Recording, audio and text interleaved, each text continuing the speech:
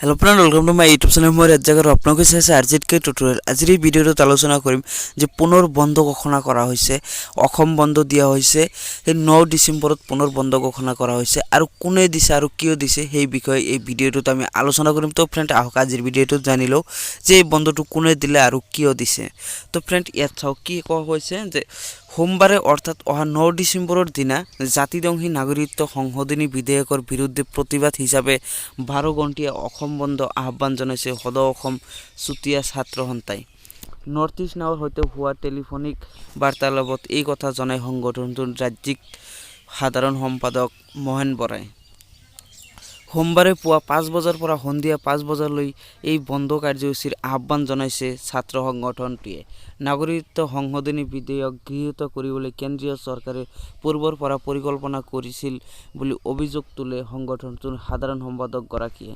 আলোচনালৈ আমাক মাতিলে আমি কেৱল বিৰুদ্ধে আমাৰ মন্তব্য অমিত শ্বাহৰ আগত ৰাখিলোঁ। তাৰ পিছতে 4 ডিচেম্বৰত কেৱল অনুমোদন জনালে। এয়া বিজেপি চৰকাৰৰ পূৰ্বৰ পৰিকল্পনা আছিল। তেওঁলোকে ষড়যন্ত্ৰ কৰি বিলখন পাছ কৰিব বিচাৰিছে। গতিকে জাতীয় স্বাৰ্থত বিধেয়ক বাতিলৰ দাবীত এই বন্ধৰ আহ্বান জনাইছোঁ, মোহন বৰাই এইদৰে কয়।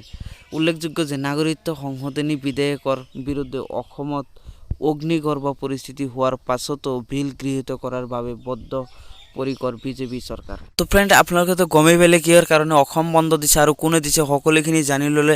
তো এতিয়া আপোনালোকে এই ভিডিঅ'টো শ্বেয়াৰ কৰি দিয়ক আৰু জানি থওক যে অহা 9 তাৰিখ মানে সোমবাৰে অসম বন্ধ, 12 ঘণ্টীয়া অসম বন্ধ। এই কথা আপোনালোকে মনত ৰাখিব। তো ফ্ৰেন্ড আজিৰ ভিডিঅ' মানে যদি ভাল লাগিছে নিশ্চয় শ্বেয়াৰ কৰি দিব।